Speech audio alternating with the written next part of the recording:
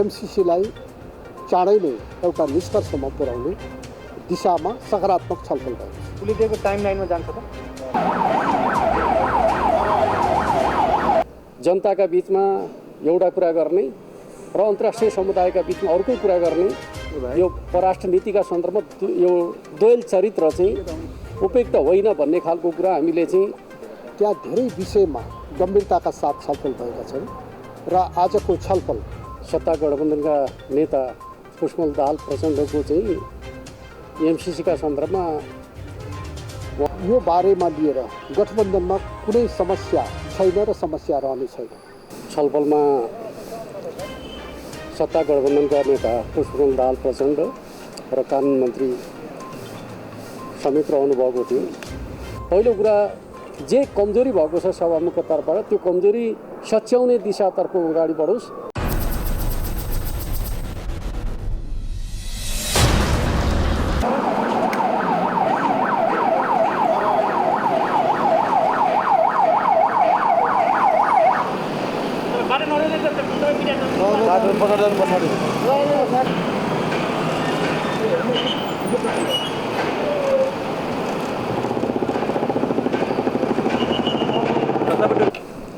सम्माननीय प्रधानमन्त्रीले हाम्रो पार्टीका अध्यक्ष तथा प्रतिपक्ष दलका नेता कमरेड केपी शर्मा ओलीलाई छलफलका लागि बोलाउनु भएको थियो। छलफलमा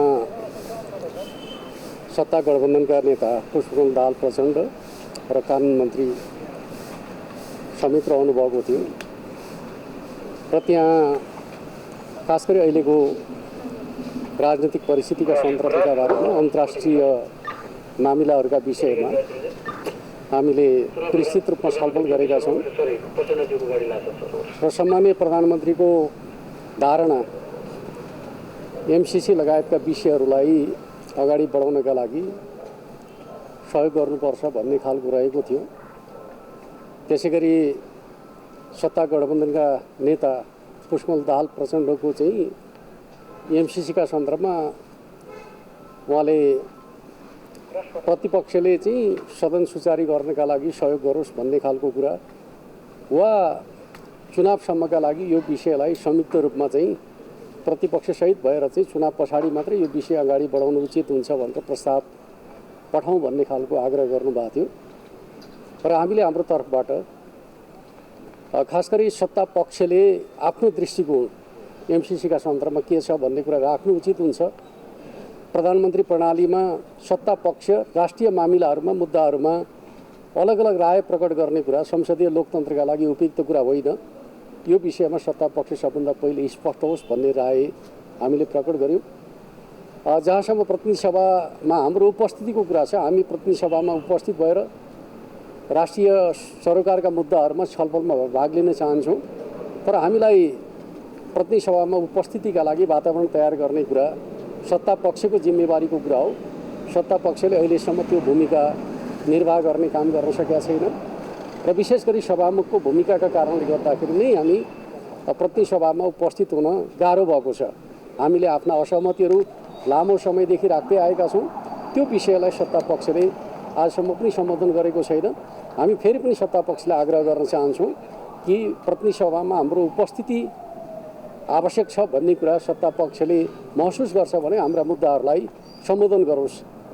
पहिलो कुरा, जे कमजोरी भएको छ सभामुखको तर्फबाट त्यो कमजोरी सच्याउने दिशातर्फ अगाडि बढोस्। खास गरी 14 जना गैर सांसदहरूलाई राखेर प्रतिनिधि सभा सञ्चालन गर्ने जुन काम भइरहेको छ त्यो अविलम्ब रूपमा रोक्नुपर्छ। गैर सांसदको उपस्थितिमा प्रतिनिधि सभा अगाडि बढ्न सक्दैन। प्रतिनिधि सभा नियमावलीले त्यो अनुमति दिँदैन। सांसदहरूद्वारा मात्रै प्रतिनिधि सभा चल्न सक्छ भन्ने मान्यतालाई लोकतन्त्रमा स्थापित गर्नु जरुरी छ। दलले कारबाही गरिसकेका व्यक्तिलाई राखेर संसद चलाउने कुराप्रति हाम्रो असहमति छ। त्यो चिज नसच्याउने हो भने सभामुखले मार्ग प्रशस्त गर्नुपर्छ र सदन सुचारू गर्ने कुरा चाहिँ गठबन्धनको जिम्माको कुरा हो, सरकारको जिम्माको कुरा हो भन्ने कुरा हामीले राखेका छौँ। र अर्कोतर्फ चाहिँ सरकारले आफ्नो धारणा स्पष्ट गरिसकेपछि र सदनभित्र हामीलाई प्रवेश गर्ने वातावरण बनायो भने राष्ट्रिय मामिलामा कुनै पनि दृष्टिकोणमा हामी अस्पष्ट रहँदैनौँ। हामी एउटा स्पष्ट दृष्टिकोणका साथ प्रस्तुत हुने हाम्रो परम्परा छ हामी कुनै पनि मामिलामा अनिर्णित हुन सक्दैनौँ। हामी निर्णय गरेर अगाडि बढ्नका लागि सदैव तत्पर रहेको पार्टीका रूपमा रहेका छौँ। त्यस अर्थमा सत्ता पक्षले पनि अनिर्णित भएर बस्ने खालको कुरा चाहिँ उचित होइन। अन्तर्राष्ट्रिय सम्बन्धका मामिलामा सरकारको जुन प्रकारको विरोधाभासपूर्ण रवैया देखा परेको छ त्यो उचित होइन भन्ने खालको कुरा हामीले राखेका छौँ। साथसाथै राष्ट्रिय मुद्दाहरूका सन्दर्भका बारेमा हामीले केही प्रश्नहरू चाहिँ अगाडि सारेका छौँ। त्यसमध्ये स्थानीय तहको निर्वाचन समयमै गर्नुपर्छ भन्ने कुराको हाम्रो अडानलाई हामीले प्रस्तुत गरेका छौँ। त्यसमा प्रधानमन्त्रीज्यूले चाहिँ सकारात्मक रूपमा सम्बोधन गर्ने खालको कुरा गर्नुभएको छ। क्याबिनेट निर्णयका माध्यमबाट हामी त्यसलाई यथासमयमा सार्वजनिक गर्छौँ भन्ने खालको कुरा गर्नुभएको छ। त्यसलाई हामीले सकारात्मक रूपमा लिएका छौँ। त्यसै गरी यति बेलाको सन्दर्भमा कुराकानी गर्दाखेरि यो खास गरी कोभिडको भ्याक्सिनको चाहिँ जुन अपचलनको कुरा आइराखेको छ 24 लाख भ्याक्सिनका सन्दर्भका बारेमा सरकार जति गम्भीर र संवेदनशील हुनुपर्ने हो हुन नसकेको कुराप्रति हामीले आपत्ति जनाएका छौँ। त्यस्तो अवस्थामा चाहिँ विभागीय मन्त्रीले जिम्मा लिने कुरादेखि लिएर चाहिँ त्यस्तो अवस्थामा चाहिँ गम्भीरतापूर्वक सरकारले छानबिन गर्ने खालको कुरा चाहिँ समयमै हुनुपर्छ, किन हुन सकेन भन्ने कुरामा हामीले आफ्नो चासो प्रकट गर्ने खालको काम गरेका छौँ। त्यसै गरी चाहिँ मध्य प्रदेशको गौर जिल्लामा चाहिँ एकजना विभागीय मन्त्रीले खास गरी चाहिँ विगतमा माओवादी कार्यकर्ताहरूको हत्या भएको प्रसङ्गलाई अगाडि बढाएर चाहिँ त्यो जिम्मेवारी आफ्नो दलले गरेको र भोलि पनि त्यस प्रकारका घटनाहरू घट्न सक्छन् भन्ने हिसाबले माननीय मन्त्रीका तर्फबाट जुन प्रकारको अभिव्यक्ति आएको छ त्यो मानवता विरुद्धको र अपराध र हिंसालाई प्रोत्साहित गर्ने खालको अभिव्यक्ति आउँदाखेरि पनि उहाँमाथि कुनै प्रकारको कारबाही नहुने कुरा चाहिँ वास्तवमा लोकतन्त्रका लागि चाहिँ दुःखद पक्ष हो भन्ने कुराको ध्यानकर्षण गराउने खालको काम हामीले गरेका छौँ।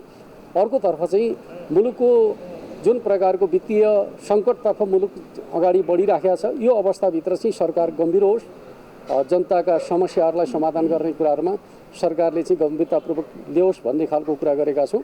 र अहिले जुन प्रकारको संवाद सुरु भएको छ त्यो संवादलाई हामीले सकारात्मक रूपमा लिएका छौँ। सम्माननीय प्रधानमन्त्रीले पनि यसलाई निरन्तरता दिने कुरा गर्नुभएको छ। आजको सन्दर्भमा छलफलका क्रममा हाम्रो तर्फबाट हामीले प्रस्तुत गरेका धारणाहरू यिनै हुन्। यति नै कुरा राख्न चाहन्छु। जत्र जुन सार्वजनिक भएको छ आज एमसिसी मुख्यालयले लेखेको त्यो विषयमा छलफल भयो कि भएन? हामीले स्वाभाविक रूपमा आफ्नो चासो प्रस्तुत गऱ्यौँ। जनताका बिचमा एउटा कुरा गर्ने र अन्तर्राष्ट्रिय समुदायका बिचमा अर्को कुरा गर्ने, यो परराष्ट्र नीतिका सन्दर्भमा यो द्वैल चरित्र चाहिँ उपयुक्त होइन भन्ने खालको कुरा हामीले चाहिँ आफ्नो तर्फबाट ध्यानकर्षण गराएका छौँ। र त्यसमा प्रधानमन्त्रीले आफ्नो तर्फबाट चाहिँ सदैव हामी यसका पक्षमा रहेका छौँ भन्ने खालको कुरा गरेको कुरा गर्नुभएको छ। र प्रचण्डजीले पनि मैले त त्यसो भनेको छैन भन्ने हिसाबले पत्र नलेखेको भनेर मैले प्रतिवाद गरेको छैन भनेर जवाब दिने कोसिस त गर्नुभयो। तर चाहिँ तपाईँ हामी सबै जानकार छौँ सत्ता गठबन्धन यो मामिलामा चाहिँ अनिर्णित छ भन्ने खालको कुरा चाहिँ स्पष्टै छ। सत्ता गठबन्धनका रायहरू चाहिँ विभाजित रूपमा प्रस्तुत भइराखेका छन्। यो कुरा उचित होइन। संवेदनशील मामिलामा सत्ता पक्षको एउटा दृष्टिकोण हुनुपर्छ। प्रधानमन्त्री प्रणालीमा चाहिँ सत्ता पक्ष प्रधानमन्त्री प्रणालीका रूपमा भन्दाखेरि चाहिँ अलग अलग राय प्रकट गरेर सत्ता सञ्चालन गर्ने कुरा नैतिक कुरा होइन। सत्ता पक्षले आफ्नो दृष्टिकोण के हो भन्ने कुरा एउटै बनाएर जानुपर्छ भन्ने हाम्रो आग्रह रहेको छ। यति नै। प्रतिपक्षीको धारणा चाहिँ के हो यसमा? अनुरोध गऱ्यौँ भन्नुभएको छ, त्यसमा चाहिँ उहाँहरूको प्रतिक्रिया के हो र तपाईँको चाहिँ माहौल के हुँदा चाहिँ बन्ने हो? होइन, हामी त सबभन्दा पहिलो कुरा त हामी प्रतिनिधि सभामा हाम्रो उपस्थितिको वातावरण सत्ता पक्षले बनाउनुपर्छ भन्ने कुरा नै हाम्रो मूल जोड रहेको छ। जबसम्म प्रतिनिधि सभामा हामी उपस्थित हुने वातावरण बन्दैन त्यति बेलासम्म स्वाभाविक रूपमा हामीले प्रतिनिधि सभाको कारबाहीमा हामी सामेल हुने खालको कुरा हुँदैन। त्यो अहिलेदेखि हामी जे गर्दै आएका छौँ त्यो हाम्रो नीति निरन्तर रहन्छ। अर्कोतर्फ चाहिँ सत्ता पक्षले आफ्नो दृष्टिकोण प्रस्तुत नगरेका बेला प्रतिपक्ष हतारिएर दृष्टिकोण प्रस्तुत गर्ने कुरा उचित पनि हुँदैन। सत्ता पक्षले आफ्नो दृष्टिकोण चाहिँ सार्वजनिक गरोस् भन्ने खालको आग्रह गरेका छन्। धन्यवाद।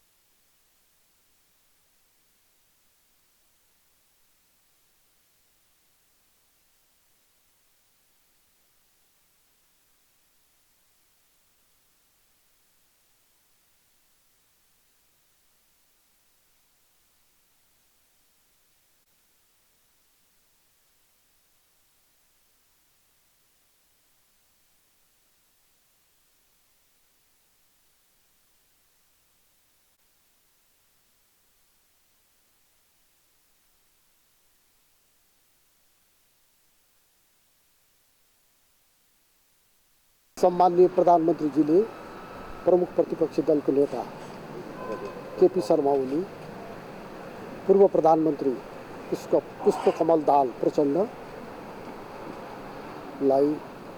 मुलुकको राष्ट्रिय राजनीति, अहिले देखिएको संसदको अवरोध, एमसीसी र स्थानीय चुनावको बारेमा छलफल गर्नका लागि आमन्त्रण गर्नुभएको थियो र करिब 2 घण्टा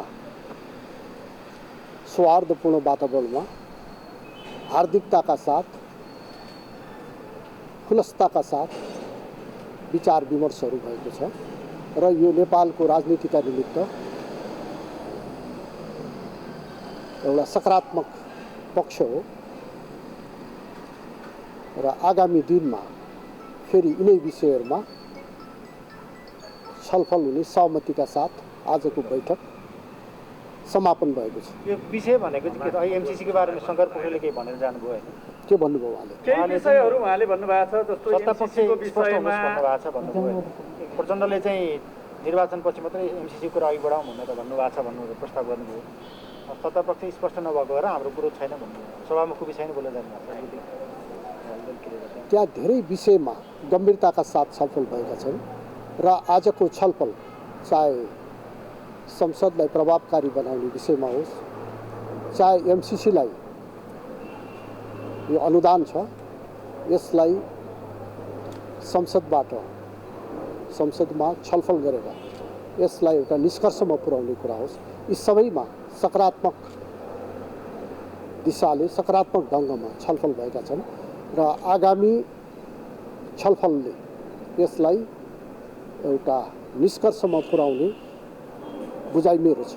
चुनाव अगाडि लाने कि पछाडि लाने भन्ने कुरा भयो त, त्यो क्लियर भएन कि? उहाँले भन्नुभयो त्यो चुनाव पछाडि जाउँ भनेर भन्नुभएको छ, प्रचण्डले भन्नुभयो। त्यहाँभित्र विभिन्न कोणबाट छलफल भएको छ, तर एमसीसीलाई चाँडै नै एउटा निष्कर्षमा पुर्याउने दिशामा सकारात्मक छलफल भएको छ। उसले दिएको टाइमलाइनमा जान्छ त? फेब्रुअरी 28 को जुन कुरो छ त्यसलाई चाहिँ कसरी सम्बोधन गर्नुहुन्छ? मैले यहाँहरूलाई निवेदन गरिसकेँ।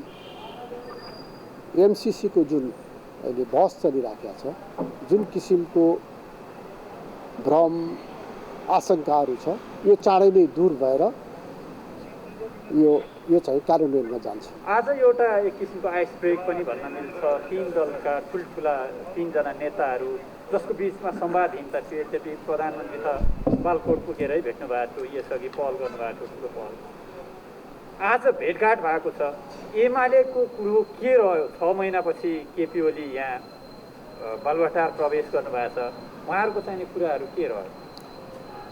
तपाईँले आफैले भन्नुभयो आइस ब्रेक भएको छ र यो राष्ट्रिय राजनीतिमा सकारात्मक मोडमा, सकारात्मक दिशामा यसले निर्देश गर्ने हिसाबको छलफल आज भएको छ। तर संसदलाई प्रभावकारी बनाउने दिशामा चाहिँ उहाँहरूको अडान के रह्यो भन्ने कुरो? संसदमा केही समस्याहरू उहाँहरूले पनि देखाउनु भएको छ। यसलाई हटाएर संसदलाई प्रभावकारी बनाउने, संसदलाई जीवन्त बनाउने कुरामा सरकार जति जिम्मेवार छ, प्रतिपक्षको पनि त्यत्तिकै जिम्मेवारी छ र हरेक जिम्मेवार दलले जिम्मेवार भूमिका निर्वाह गरेर संसदको प्रभावकारितालाई हामीले अगाडि बढाउने कुरामा धेरै छलफल भएको छ र यो सकारात्मक दिशामा छलफल अगाडि बढेको छ। अर्को बैठक अब प्रधानमन्त्रीजीले फेरि चाँडै नै बोलाउनु हुनेछ र फेरि छलफलहरू हुनेछ। गठबन्धन छलफल हुन्छ, छलफल जारी रहन्छ। एमसीसी बारे गठबन्धनमा छलफल हुन्छ कि छुट्टै? यसबारेमा हामी धेरै छलफल गरेका छौँ र चाँडै निष्कर्षमा हामी यो पुग्छौँ। पत्र सार्वजनिक भइसकेपछि के भइरहेछ गठबन्धनभित्र चाहिँ, सत्तारूढ गठबन्धनभित्र? बालुवाटारले चाहिने सार्वजनिक गर्यो भन्ने आरोप माओवादी केन्द्रबाट विशेष गरी आइरहेका अवस्थामा गुनासोहरू पनि छ अरे, के हो भनिदिनुहोस्। यो बारेमा लिएर गठबन्धनमा कुनै समस्या छैन र समस्या रहने छैन।